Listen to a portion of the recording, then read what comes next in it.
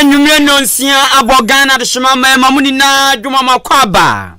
De Ahenkan 93.3 FM so. Ebre aso sense madura asi de yensa so na dika na ditie ene ade baba so musa nwume nonsia akan kase de dinam bi de edoso papa na abusuan sama edinam no de obete bi ni se ade hye wokumawu abeton peso so se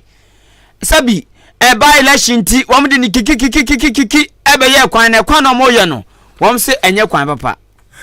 na sansuso ana wokumawu abeton peso so no ma asem no ekase opanyina omkoto aba edman se onkosi omanam omra sebadwafie no enne okopie mu ho okoye de siye yedi mama ne bo enam mra sebadwani bia ka kire aban eno ne omampani no nado ene na bede kire se ohaw ne ntoahwo Ghana kom sika wan ya den wa Ghana no womunhwe mpe anu ye papa bi ma na womunya tobo na sansuso ana asem no ekasai anye ode ewo kwan a ode wo mofa so no na eye dwadifo kabom ko ba ko edin titiman ewo makoko ganam yanom eye Ghana Union of Traders Association gutafo wo se etuo bi ewo honom asa atuo no sisiam no kase esu ni faso biem abanyin firi ho ye to bai wei eni afufuro bi na nwure yesi adwa de baba sumu sanyume no nsia akan kase enase nkoma Jubilee Hospital o yade afiti utrisu kosi nase tietia o chacha mu ko no mu hwe yade no entu ase ema enafi na sansuso ana Ahenkan 93.3 FM Yakopon ayaduma adwumayefo aho enchirimu no ebeba pepa cho dia cho Facebook live hwehwe yan Ahenkan 93.3 FM for adwin channel brebe kenkan na dia mawo ana 0594841044 text message and WhatsApp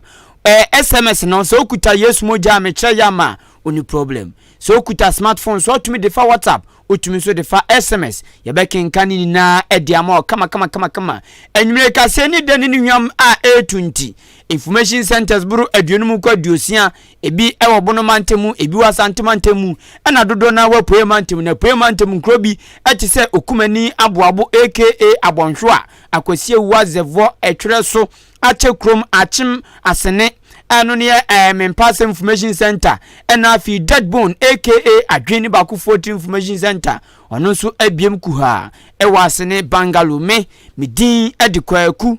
enin kusi buadumene adwen pa hene kofi mensa adwene papa na papa endi wanim kan afi Ghana de shimama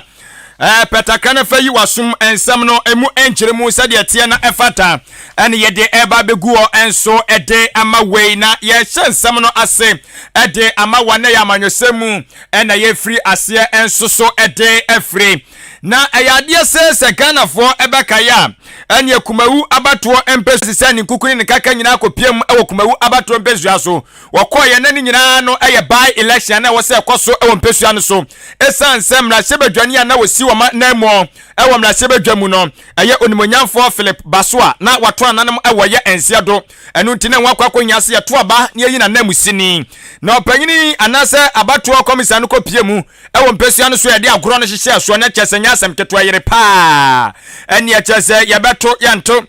we ana ekọ hwan ana ekọ ebe akire nipa mako enan na emumienu egina kwa ndisi amanyokoni dimba ko ojamu MPP amanyokoni dimu na abato ne ba na wie na chese de ogiremu ewo MPP amanyokoni dimu a ya friend se orura eye Ernest yaw enim wono ana chese adehye omo kumawu kiremu se wasafata se okọ egina omanemu ewo mrahye badwafie ene omoto mmano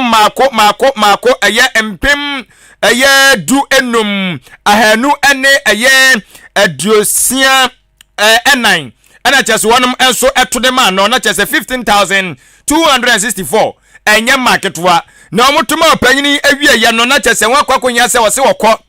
na okoso akoframam na afei osai na ne dwumadie wasi wodi samra sebadwafie no afei ofiri ase enne dai ana chese opanyini nkakenga krokopia mo mra sebadwafie ene wokọ ne nya ono kwa eye kumawu nananum atrankonya wamu edinachi edosebo kwata na chi den a chese atrankonyan a mo tim eye kumawu no de odi wamanim kan eye kumawu hene eno ye berima safo twenebo akodua wono ana chese odi eye dom yanim ene wonom ekoye afi ubowura mu MPP amanyekuo mu so a eye amanyekuo no atwetwura na se koni mpanyifo mu asantemantamu wom so etudi panyini achi ekoja no na wom so ekon na chese asantemantam tutrani odibonyafo Bernard Anchibosi akon wono enso so ene di eye dom no so anima wom anyina kobo eye owura NS yaw anim achi dom se de beya ena wo so akoframam asuan no bibibia so be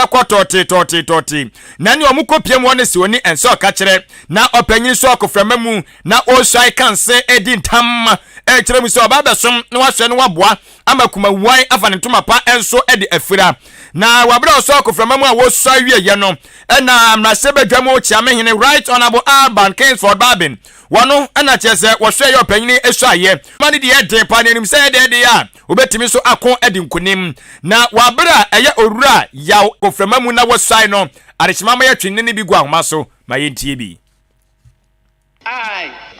Ernest Yao Enim, duly sworn in as a member of Parliament for the Kumewu constituency. Thank you, Speaker. Enti Ghana Rishmama Wei eye mrasebedwamu chiamehene Right Honorable Ahenkan Kasiebo Babin wane eye owura NS yaw enima sisiam no ekazai waso akoframam asuai na wabeye mrasebedwani di amade shomo eye kumewu abato mpesuasu no wasantemantamu wabra waso akoframu no wasuai no honsenkaye ebi ena woteye no na ida so kumewu nsem yai ansa na yese obekwa akoto se hunhye bi ena wiem se dimaya no na se eja wo hono mo na ansa no Ernest anim kom na shebje fiama wakwakwaji tumi ama na suai se obeyam na shebje ni no omanfo bi na ma ne tumi na tumi no so kwan ya fa so koba no na ye by election esanse nipa oti adwa so eto na nanom wonsedo na ansa no mo beto by election no eja wadwo sada no anadwuna no mo ye kwan okumawu ni mpotem na anu na mpenfo be chem so nya by election ntieo tina mo ye kwan enam so ayo se anu ntieo se anya nu ntieo ye de da ase asem aye kwan amayen enu nti omanfo okumawu eboje so sa abano ayade pa se oya kwan okumawu ane ni mpotem na anu na wo to abawie ye ti yi kumawu fa babonten se eye wo mo de se nei wo mo mra hyebjani wo to abama no wasai amane wo beka Ghana amamra kwanso no yagina tumi so ye MP amakumawu abeton so na so kumawu fo so mo wura ho papa die ntom wura ho ene se oso mani nje ewo kwan a wo mo ye ewo kumkone se ye ka kwanfo a eno ka ho ose kwan a mo nya wie na so tumi se kwan awodinim akwa se kwadwuni a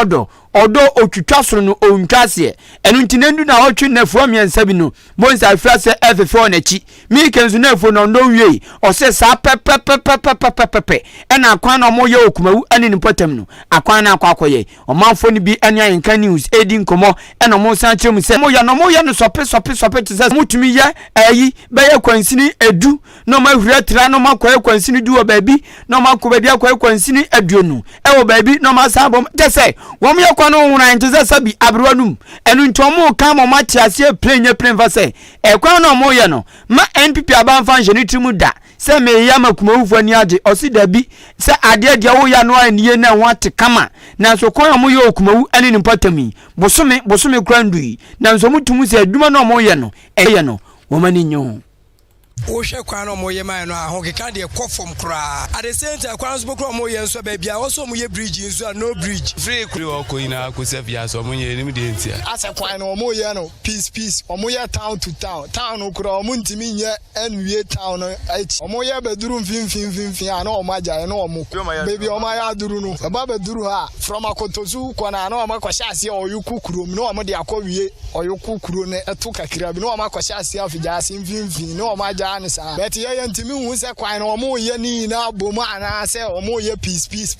o mo guso ye de beta ho keka ne ntesa ahase ye no ene kwan o mo ye nso me fi se enka drains ni mo na guide kwan no a ebetimi ama kwan no ache roshin ni be wa koka drains no na chese bibia ye woke bet wo hwe kwan no o mo ye no a hu so mo ye drains bia se de runs ye drains me se ne o mo ye adwuma ne kon de nyame no kure me ni gidi o kra ka ba akura bi nkra o mo nim nyansa te be o mo nto so ntante mai omo wie so omo nya bumping say the cars ni drum si komrika na omo nyi omo ayi ni mfiri kwa ni menkura ni twam a omo kosko mu esa na maka bobɔ nkura